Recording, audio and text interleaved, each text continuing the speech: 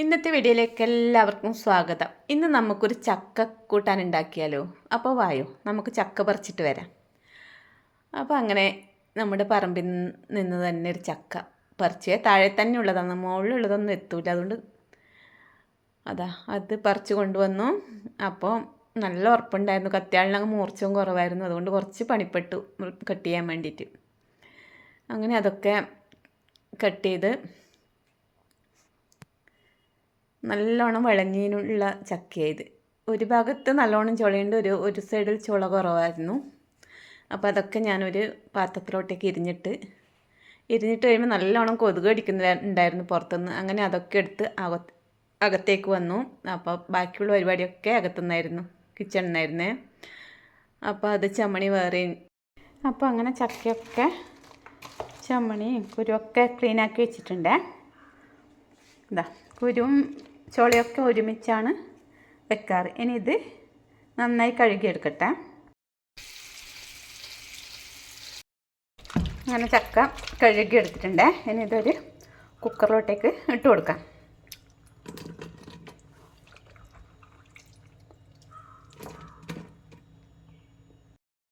അങ്ങനെ നമ്മുടെ ചക്ക കുരുവും ചോളയൊക്കെ ഒരു കുക്കറിലിട്ടിട്ടുണ്ട്. ഇനി അതിലേക്ക് കുറച്ച് വെള്ളം ചേർത്ത് കൊടുക്കാം. കുറച്ച് വെള്ളം ഒഴിച്ചു. ഇനി ഇതിലേക്ക് കുറച്ച് ഉപ്പ് ചേർത്ത് കൊടുക്കുക.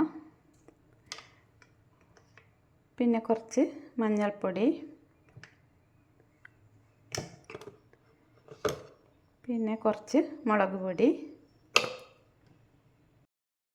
കുറച്ച് കുരുമുളക് പൊടി. അപ്പോൾ ഇതൊക്കെ ചേർത്ത് ഒന്ന് ഇളക്കി അടുപ്പത്ത് വെക്കട്ടെ.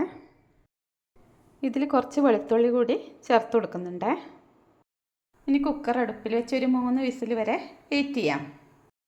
നമ്മുടെ ചക്ക എന്തായാലും തുറന്ന് നോക്കാം. അപ്പോൾ നന്നായി വെന്തിട്ടുണ്ട്. ഇനി ഇതിലേക്ക് നമുക്ക് ചിരകിയ തേങ്ങ ഇട്ട് കൊടുക്കാം. തേങ്ങ വേണമെങ്കിൽ പച്ചമുളക് വെളുത്തുള്ളിയൊക്കെ ചേർത്ത് ഒന്ന് മിക്സിയിൽ ചെറുതായി ഒന്ന് ചതച്ച് ചേർത്ത് കൊടുക്കാം. ഞാനിപ്പോൾ ചിരകിയ തേങ്ങ അങ്ങനെ തന്നെ ഇട്ട് കൊടുക്കുകയാണ് ചെയ്യുന്നത്. അങ്ങനെ തേങ്ങയും കുറച്ച് കറിവേപ്പില ഇട്ട് കൊടുത്തു. ഇനി നന്നായി ഇളക്കി യോജിപ്പിക്കുക.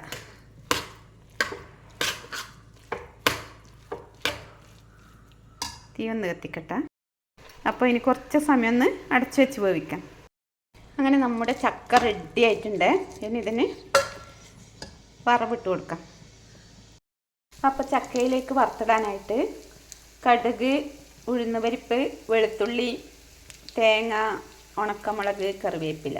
അപ്പോൾ ഇതൊക്കെയാണ് ഇതിലോട്ടേക്ക് വറുത്തിടുന്നത്. അങ്ങനെ നമ്മുടെ വറവൊക്കെ ഏകദേശം ആയിട്ടുണ്ട്. ഇനി ഇത് ചക്കയിലേക്ക് ഇട്ട് കൊടുക്കാം.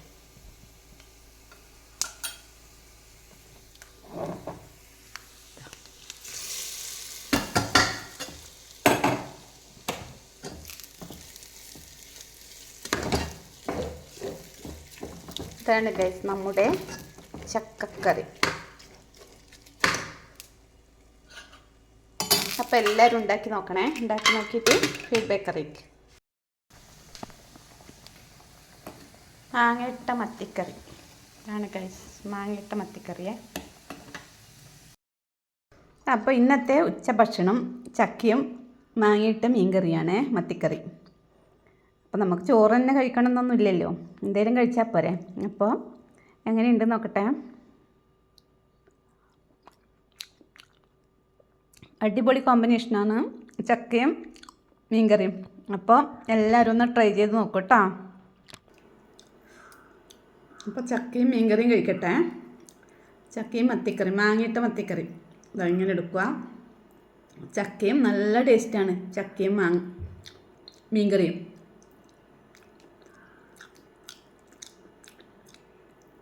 ശരിക്കും പറഞ്ഞാൽ എനിക്ക് ചക്ക, ചേമ്പ്, കപ്പ ഇതൊക്കെയാണ് ഇഷ്ടം ചോറിനെക്കാട്ടി. എന്നാൽ ഓക്കെ, ബൈ ബൈ. ഇന്നത്തെ വീഡിയോ ഇവിടെ വൈൻഡപ്പ് ചെയ്യുന്നു. അപ്പോൾ നിങ്ങളെല്ലാവരും ഇതുപോലെ ചക്കയൊക്കെ ഉണ്ടെങ്കിൽ ഉണ്ടാക്കി നോക്കൂ കേട്ടോ. Okay, bye bye.